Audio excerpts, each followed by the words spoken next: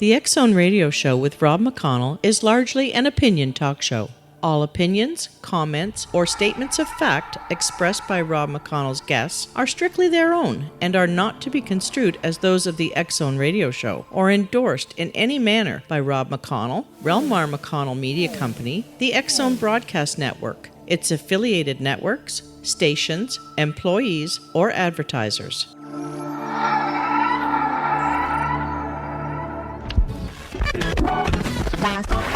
All Hit Radio.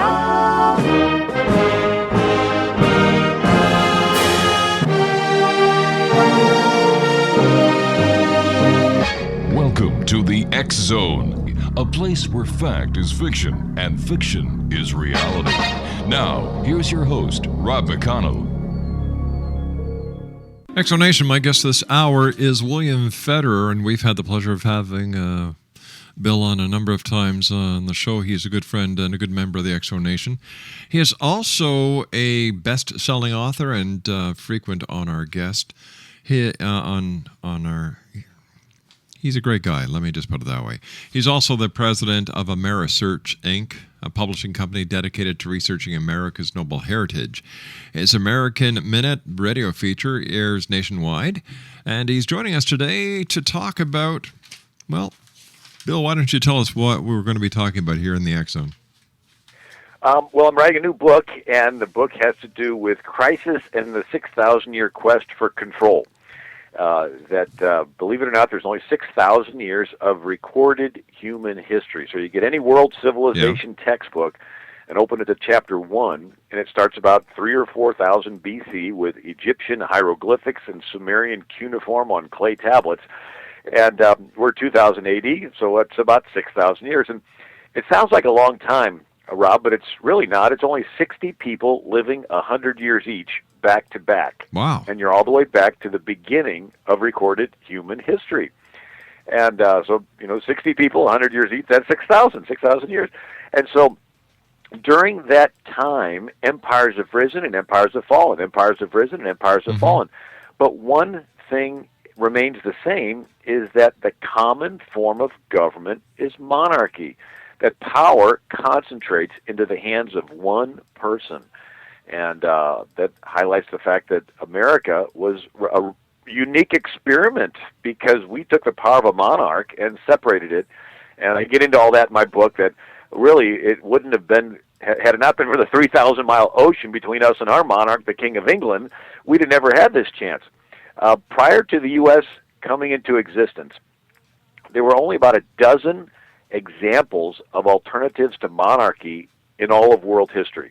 And most of them were little city-states, like the city-state of Athens, which lasted for about 200 years until, they voted too much out of the treasury and the whole thing collapsed. And they had, Philip of Macedon was basically committing terrorist attacks. And then there was the Roman Republic, which was eventually taken over by Julius Caesar and turned into a dictatorship. You had the Book of Judges in the Bible for about 200 years. Anybody could be raised up into leadership, but the people said, we don't like this. We want a king so we can be like all the other nations. So we see that all the other nations in history usually were monarchies. The first empire is Sargon of Akkadian, and he lived about 2250 BC, and his kingdom, his empire went from the Persian Gulf to the Mediterranean Sea. And a little bit of a rabbit trail in studying the history, there's a fairly recent discovery by a Southwest Missouri State University professor. He took satellite photos of the Persian Gulf, the Mesopotamian Valley over there where Iraq is. All right, we're going to have that cliffhanger here, Bill, because I've got to take my 2-minute break. William Federer is our very special guest, X-Zone Nation. www.americanminute.com. That's www.americanminute.com. And Bill and I will be back on the other side of this 2-minute commercial break as we continue from our studios in Hamilton, Ontario, Canada. Don't go away.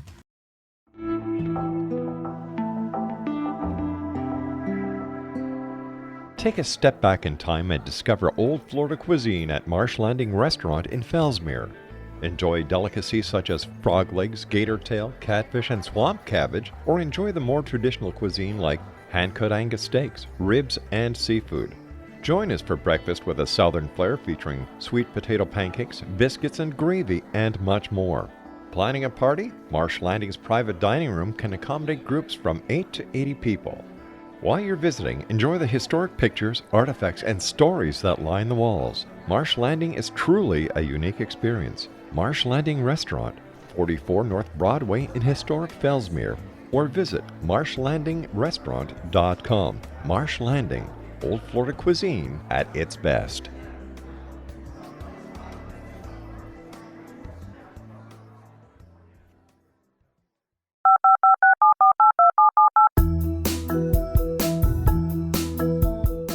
Did you know that when you're on the road with limited data or Wi-Fi, you can still listen to the X-Zone Radio Show with Rob McConnell, The Science of Magic with Gwilda Wiyaka, X-1, Dimension X, Space Patrol, and every minute of the X-Zone broadcast network by calling 213-401-0080, courtesy of Audio Now.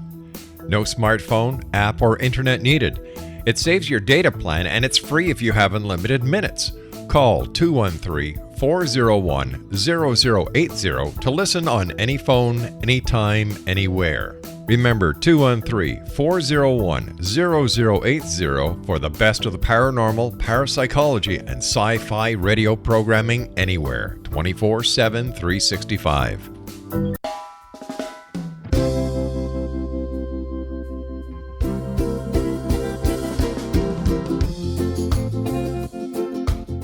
This is Johanna Carroll, host of Dialogue with Divinity on the X-Zone Broadcast Network. While walking along Kaanapali Beach in Maui this past year, I kept discovering all these shells and coral in the shape of hearts. My dialogue with Divinity was very simple. Do you want me to do a retreat to heal people's hearts in Maui next year? And of course, the answer was yes. As a master spiritual teacher, I am offering you a neat retreat called Rise, May 8th through the 12th, 2017, and the chance of a lifetime to rest at a 5-star resort for 5 days and experience a spiritual renewal of your heart and soul. Kaanapali is one of the top 5 beaches in the world. This stunning resort has undergone a $40 million renovation. I walked the entire property, checked out the room choices on your behalf, and I must say it is stunning. Our conference room faces the ocean with sliding glass doors. Maui is known as Mother Maui because it is a soft, gentle, healing energy. In the embrace of Mother Maui, you will feel yourself rising from the limitations of an ordinary life to an extraordinary journey of peace, bliss, and harmony. A greater sense of clarity. Our Rise retreat ignites renewal in the sacred elements of air, water, earth, fire, and wind. There's plenty of free time to enjoy all that Maui has to offer. A small deposit is required now to reserve your space, as this retreat, it will sell out. For more details, please go to johannacarroll.com and register today. Aloha, and I'll see you in mystical Maui.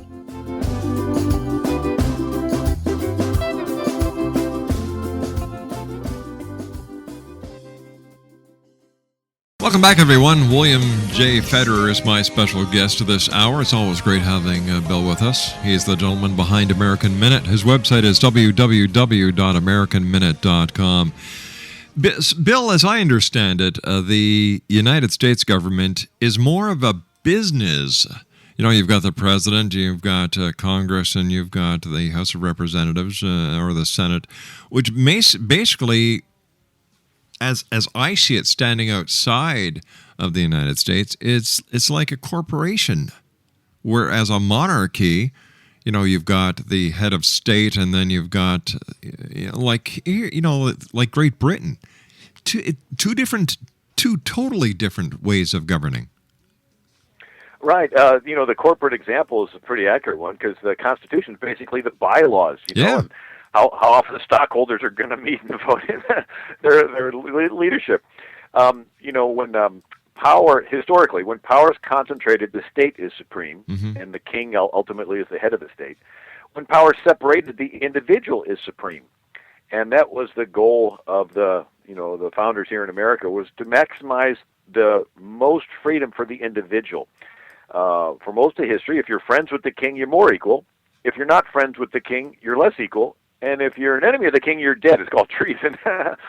And so the idea over here was that you're equal, not because you're a friend or not of the king. You're equal. Why? Well, Harry S. Truman, who was our 33rd president, in his inaugural address said, "We believe all men are created equal because we're created in the image of God." Right. And I thought, wow, this is a unique idea. What belief system believes you're made in the image of God? Well, the Bible, Jews and Christians, book of Genesis, in the image of God, He created male and female. In Islam, infidels are not equal to Muslims. Women are not equal to men. In India, the untouchables in the lowest caste are not equal to the Brahmin in the highest caste. The untouchables have to clean the toilets and live outside of town. In the former USSR, in the atheistic state, if you're worth something to the state, you're more equal. And if you can't contribute to the state, you're less equal. You're voted off the island, the survivor program stuff. And so the idea that the founders were trying to put forth is that you're equal irregardless of these different things, and that actually goes back to this biblical idea. But anyway, when you look through history, whether it's Sumerian cuneiforms, Egyptian hieroglyphics on papyrus or carved in stone, or the Chinese bamboo books, which was their first recorded writings, or in India they have etchings on palm leaves and birch bark that have been all the way back to about 2000 BC, and then some countries they have etchings on leather, vellum, wood veneer, even wax and parchment. The first official document that has been preserved is the Epic of Gilgamesh, and then the Code of Hammurabi, and they're both written in the Akkadian language. That was the first lingua franca, the first, prior to Akkadia being an empire under Sargon. Some of the Jewish oral traditions think that he was Nimrod, but it was little cities. So you'd have Ur of the Chaldees, you'd have these little cities, but Sargon was like the guy that had this first empire that conquered more than one city. But the theme that I bring out in my book and in my writings is that the typical form of government is a monarchy. It's like power, like Newton's law of gravity. The lesser mass is attracted to the greater mass. It's like the droplets on the floor of your shower. The little droplets are attracted to the bigger droplets. It just happens. And so power wants to come together, like the Lord of the Rings, when J.R.R. Tolkien's novel, where Gandalf talks to little Frodo, and he warns him. He says, "The ring wants to be found, the ring of power. Power wants to accumulate itself." And so I go through history, and you look at all these different civilizations. So whether it's Assyria and Anashirpal, and then the Elamites, which became Persia with Cyrus the Great, which we call today Iran. But for a while, Cyrus the Great's Achaemenid Persian Empire was the largest empire in the world till it was conquered by Alexander the Great. And his empire was the largest in the world. And, Alexander the Great took over his dad's army at age 19, and by the time he was 32, he had conquered the world. And then he died in a drunken stupor after 2 weeks, and it was split up. But we see that from the Egyptian pharaohs to the Indian Maharajas to the Chinese emperors to the African Nubian princes to the Aztec Montezumas and the Incas, that power always concentrates. And sort of interesting that in a lot of these cultures, the emperor claimed a divine status.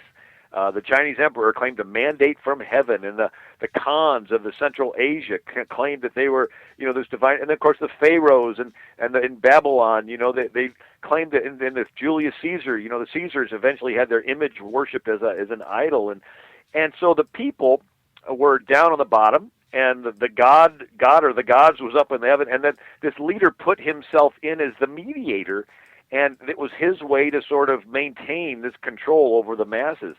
That's why, when you study the birth of America, it was largely a Protestant movement, Protestant Christian, with this concept that each individual has a relationship with God apart from a church structure, so to speak, or apart from a king.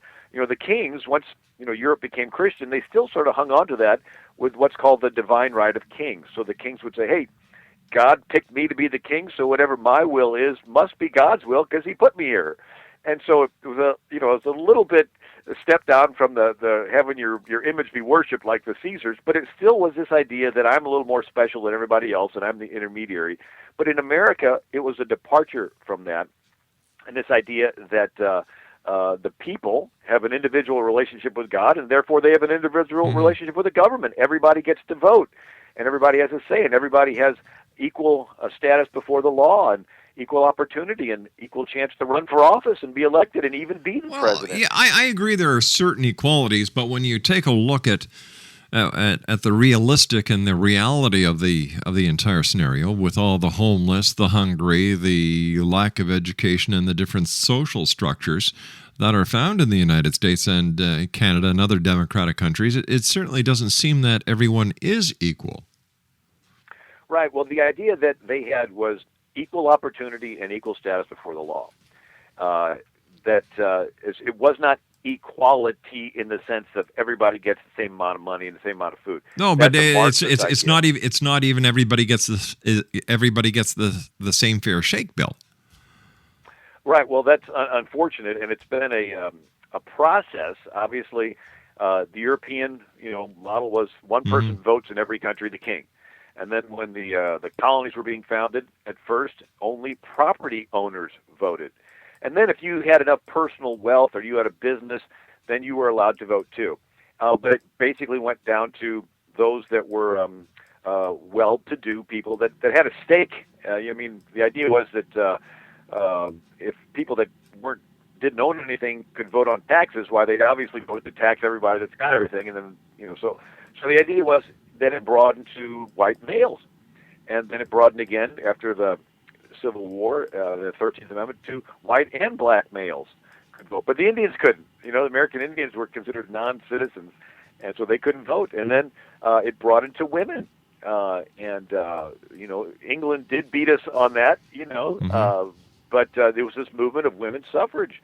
And then it went to getting rid of poll taxes. They used to say, okay, you got to pay a tax to vote. Then they got rid of reading requirements. It used to be you at least had to read in order to vote. The idea was that if you could not read, you could be easily manipulated or intimidated, and so that your vote was simply a reflection of those intimidating you, and it wasn't an educated vote. And then they finally lowered it to 18 years old. But it's been a movement that has taken place, and but this is unique. When you look at the 6,000-year span of history, that prior to the U.S. coming into existence, there were less than a dozen alternatives to monarchy in the world. Prior to World War I, there was only maybe 10 republics in the world prior to World War I. A couple South American ones, Australia, But it was after World War I that the world transitioned from monarchies to republics, and it really worked. The idea was the word rep for republic is the same root for rep for representative. So it's different than a demos, a democracy where everybody votes on everything. The best example of democracy was Athens, and since everybody had to have a say in everything, they had to have lots of slaves to take care of their business. And so there was a lot of slavery. Now, they weren't black slaves; they were other white people that were enslaved. But but Plato said, "Wait a second, this is a mess. Everybody having a say in everything."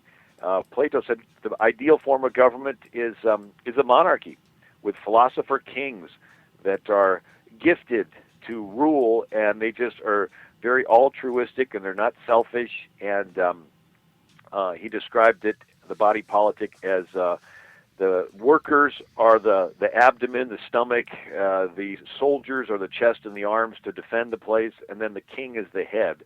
That was his ideal society. And so the people didn't vote. It was just these wise guys making the decisions. So people were just like sheep. They were following and doing what they were told to do instead of actually taking action and making decisions and being accountable to themselves. Right, and this is what communism drew upon. The controlled economy, that there's these extra smart people and they're going to make all the decisions for everybody else. But the problem is if they decide that all of your life you're going to work in a factory, twisting nuts on a car or making Barbie dolls in China or something, you're stuck. But the idea in the West that developed is that you have a potential on the inside of you that if it's like a seed, if given the right environment, you can prosper and be successful and be a blessing to yourself, your family, and eventually to society. Bill, stand by, buddy. You and I have to take our break with the news. Exonation, always a great pleasure having William J. Federer on the show. Visit his website, www.americanminute.com. This guy knows the facts behind the facts, which equals, in my books, the truth. History's great. It's stranger than fiction. We'll be back on the other side of this break. Don't go away. This is the X-Zone Broadcast Network, broadcasting worldwide on broadcast affiliates and satellite program providers, including CNN Broadcast Network, Sirius Satellite Network, Star Media, Good News Radio Network, Angel Broadcast Network, Wiki Broadcast Network, and WPBN TV. For more information on the X-Zone Broadcast Network, visit us at www.xzbn.net.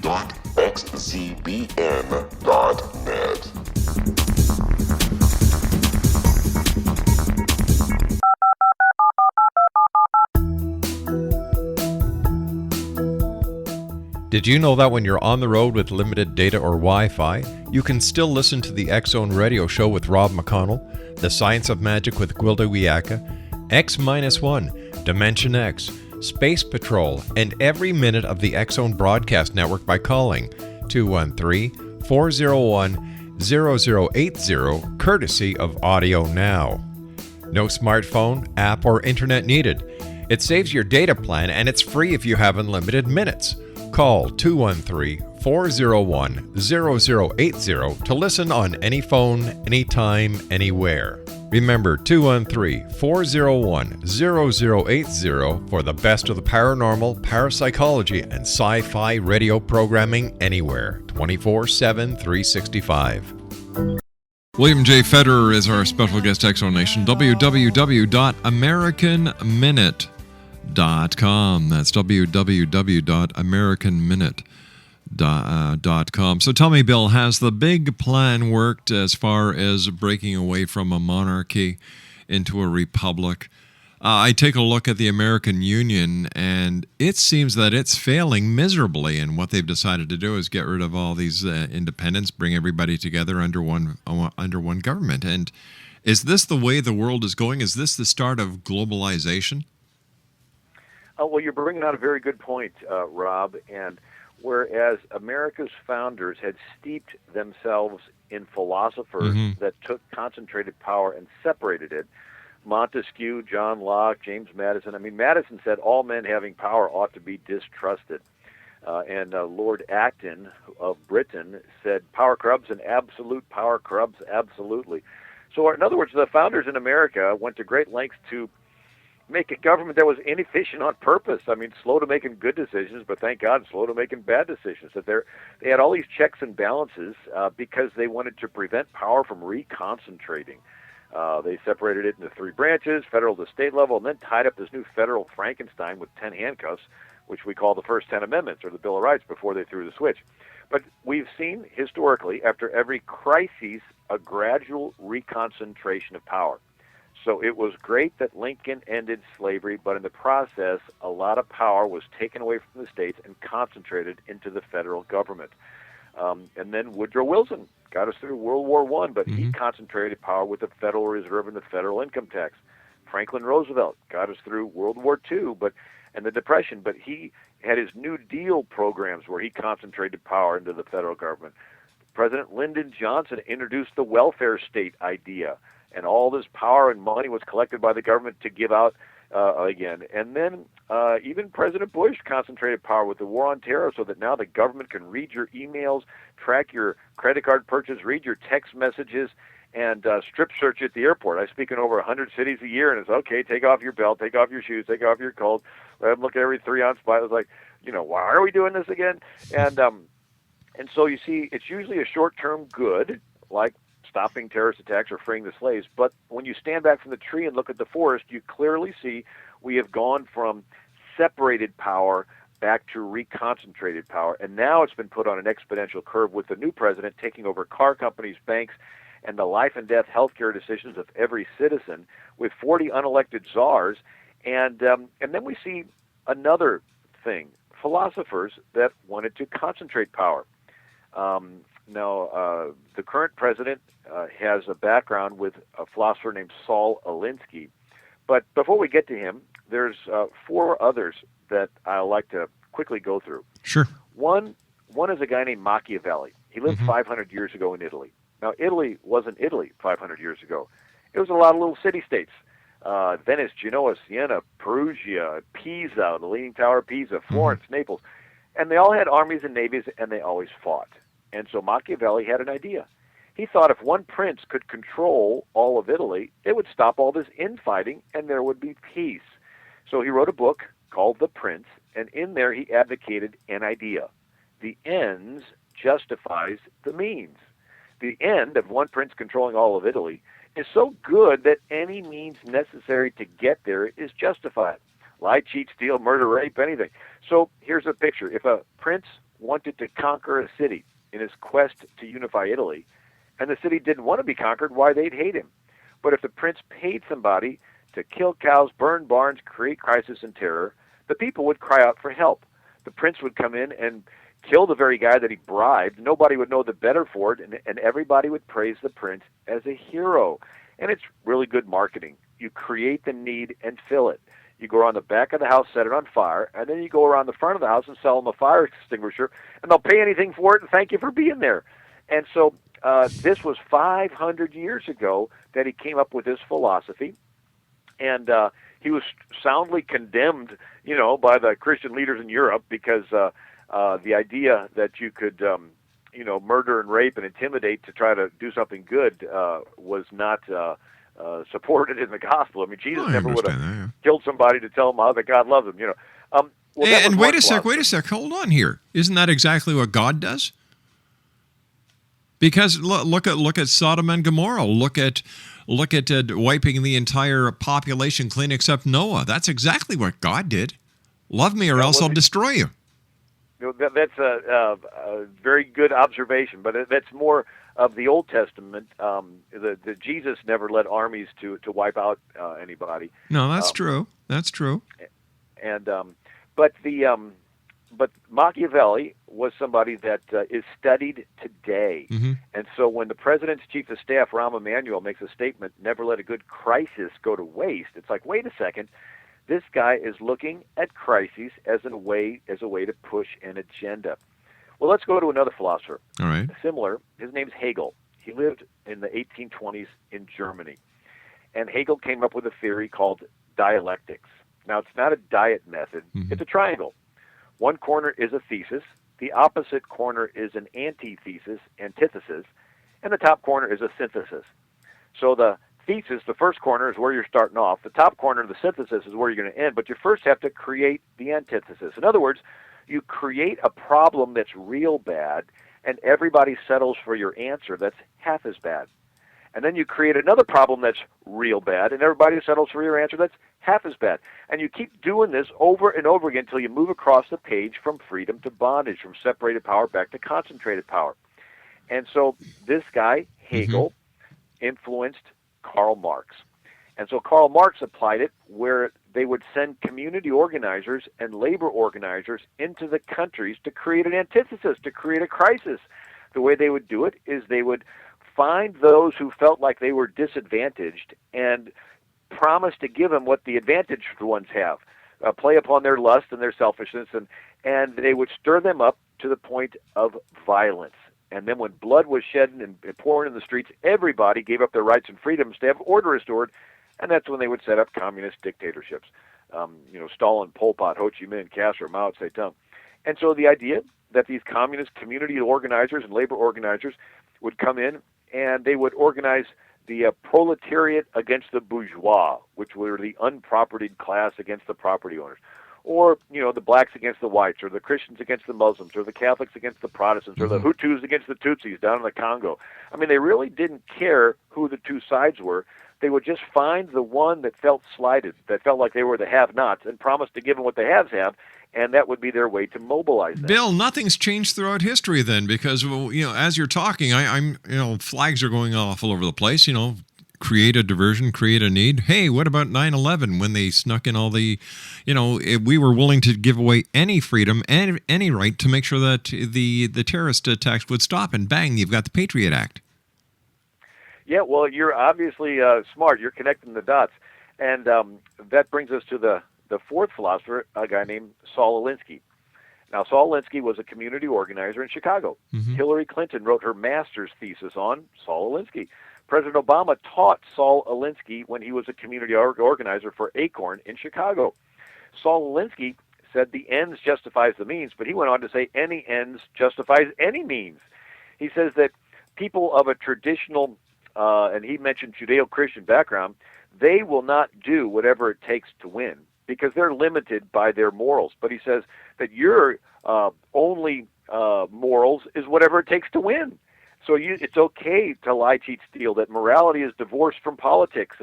And so he says a community organizer's job is to fan the latent flames of hostility in a community, to stir up racism and hatred, to rub raw the resentments of a community to the point of overt expression, that the community organizer seeks out problems and wants to create these discontent. And so now you look at today. We see a president that there's a crime crisis, a drug crisis, an AIDS crisis, an avian flu crisis, a debt crisis, a swine flu crisis, an a oil China lead crisis. paint crisis, Yeah. a Gulf oil spill crisis, an immigration crisis. And the answer proposed is always what? Well, push through this huge piece of legislation that's 2,000 pages long that someone just happens to have sitting in their desk drawer, and we have to vote on it so fast that nobody has time to read it. And then once it gets in, it's this huge monstrosity that takes a lot of freedoms away from the people, promising that everything's going to be fine. But we see we're moving in the direction. I use the little saying, whether a crisis is coincidental or conspired, the consequence is concentration of control. And that's what concerns me. That here's a Gulf oil spill. Yeah. And Holland offers its ships 3 days later to skim, and the president says no.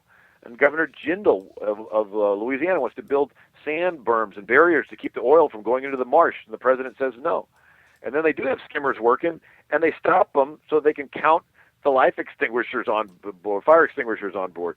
I mean, there's all these efforts to, in a sense, not stop it. And then the president comes along and says, hey, it's so bad, now we have to push through cap and trade. And even the Los Angeles Times noticed the hypocrisy when they ran the headline, Obama's speech, gazillions of gobs of oil spewing into the Gulf, so let's build windmills. I mean, how is taxing everybody for breathing carbon dioxide going to stop the oil spill? But it was this idea that you want to let the crisis get bad enough to motivate people to push through your agenda. And then we look at the immigration crisis. That all they have to do is secure the borders in Arizona, but instead the president is allowing the immigration crisis to grow so that he can push through his comprehensive immigration reform, which has in there a national ID and even biometric stuff that could eventually be a chip type of thing, that everybody in the country would have to get it, because otherwise how could you see who was the illegal immigrant, because they wouldn't have it, But again, it's this idea of allowing crisis. Now, the debt thing is sort of interesting. The Saul Alinsky influenced two Columbia University professors, Richard Cloward and Francis Piven. And, of course, President Obama went to Columbia University. But they came up with an idea of how to change a country from capitalistic into socialist. Basically, if you can get rid of all the capital. If you can intentionally get the country in such great debt that there is no way they can ever pay it off, their only alternative to pay the bills is to print dollars out of nothing.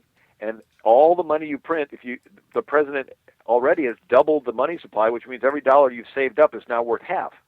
And if you triple the money supply, your dollar's now worth a third. And if you quadruple it, your dollar's worth a fourth. And so the idea is if you can keep printing money, it causes people's savings to disappear. It causes the capital to disappear. Nobody can invest. Nobody can expand their business. Nobody. And so capitalism crumbles if there is no capital. And so the idea is to overwhelm the system. And it's actually biblical, by the way. I know everybody's saying biblical. What do you mean? Well, you look at a story in the book of Genesis where there was Joseph in Egypt, and there was 7 years of plenty and then 7 years of famine. And the question is, what happened during that first year of famine? People said, bad economy. We don't have money for food, high unemployment. Government, take our cattle, give us food. Second year, take our land, give us food. Finally, take us, take our kids, just own us, just give us some crumbs. And all the power was concentrated into the hands of this dictator, the Pharaoh.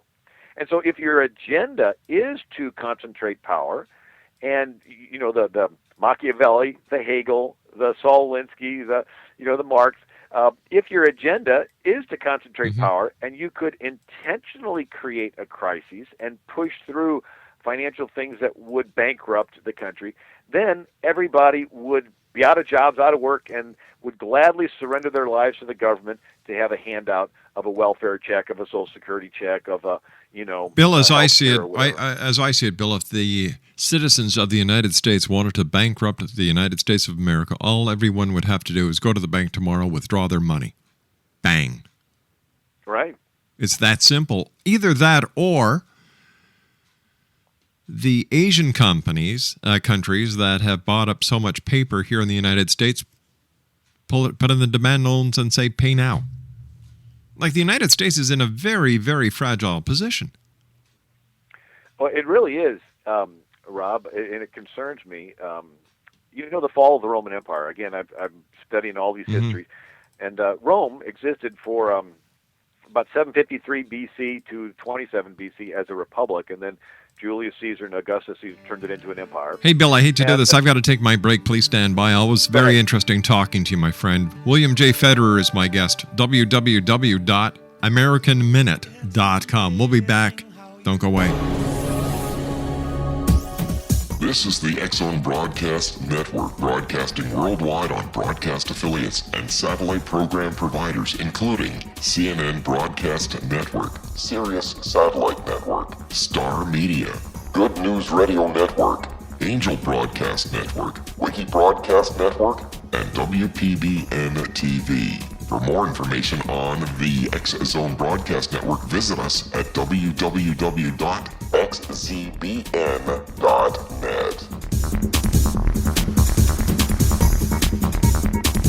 19 Sergeant Central. 19 Sergeant, check. Officers on the scene. Hi, I'm Larry Lawson, host of Paranormal Stakeout. With over 36 years in law enforcement, I have learned a few things. The most important is the proper gathering and preservation of evidence is vital to putting the bad guy behind bars. It's no different in the world of paranormal investigation. Whether it's the search for the afterlife, cryptozoology, UFOs, and extraterrestrials, how we gather the evidence, preserve that evidence, and present it to a jury of our peers will make the ultimate difference in proving the existence of worlds and entities that are beyond our imagination. Join me, Larry Lawson, every week on Paranormal Stakeout when, along with my guests, we'll take a journey to prove with indisputable evidence what man has struggled to believe for centuries. Go to xzbn.net for the broadcast schedule and check me out at paranormalstakeout.com.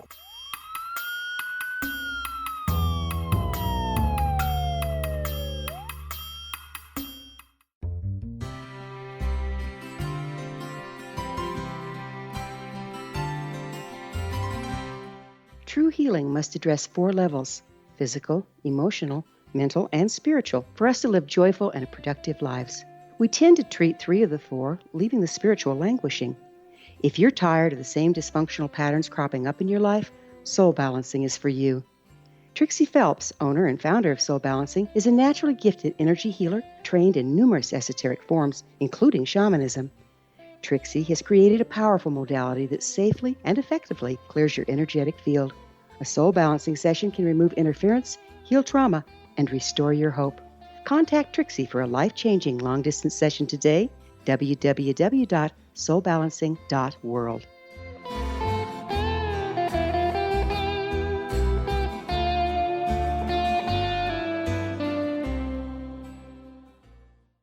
William J. Federer is my special guest, www.americanminute.com. Bill, we're running out of time very fast here. I want to thank you very much for joining us. But Bill, as you and I were discussing in the last segment, the economy and stability of the United States is very shaky right now. There's a lot going on. We've got the oil crisis. We've got now the federal government taking a state to court because the state is basically saying, hey, federal government, you can't do your job. We're going to enact a law. Then you've got a change in military power during a war with McChrystal speaking out against the government.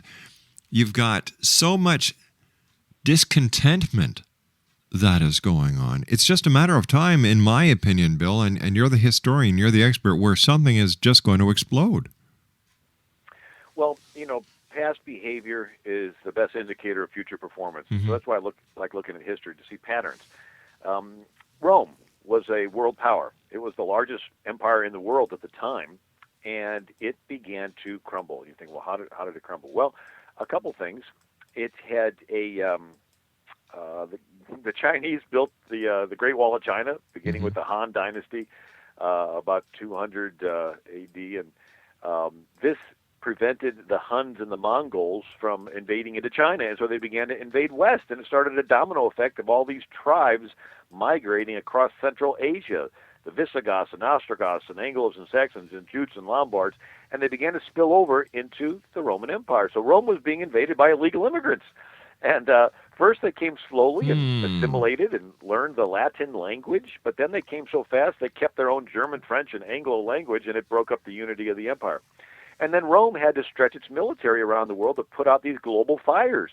They had a small, high-tech military, but it couldn't sustain long and drawn-out engagements, and so they had to get into a tremendous amount of debt. And so the Roman Empire was drowning in debt, and so they had to raise taxes. And the taxes got so bad that one historian said the tax collector was worse than the barbarian. I mean, here you're getting invading with the barbarians and invading with the tax collectors. And so the emperor was having to appease the masses in Rome, and the way to keep the discontent now was to give away free food. So the whole city of Rome was on welfare, and the people wanted to be distracted with violent entertainment from their problems, and so they had the Colosseum, the old saying, bread and the circus.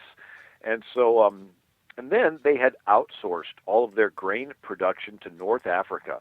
That was the grain basket.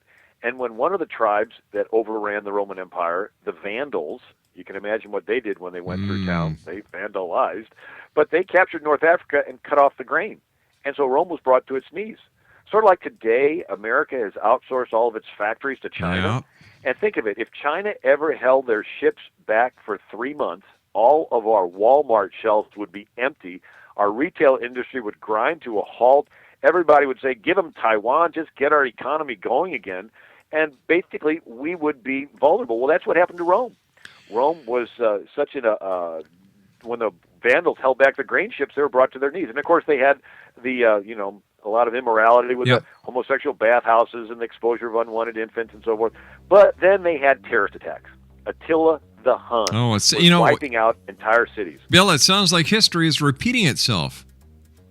Yeah, it's wild. And, Attila actually built a palace on a hill while they destroyed with the entire city. Venice, Italy. The people fled into the swamps and hammered logs down into the swamps, and they started living off the top of these logs, and that's how Venice got started to get away from Attila the Hun. Oh, my gosh. Hey, Bill, I hate to do this, buddy, but you and I have just run out of time. Quickly, tell our listeners how they can find out more about you and the great stuff that you do. Oh, thanks. The website is AmericanMinute.com. Exonation, William J. Federer, a good guy. He tells it as it is. Now, you go to his website, buy his books, and connect your own dots. Bill, take care of yourself. Great talking to you. We'll be back on the other side of this commercial break, Exonation. Don't go away.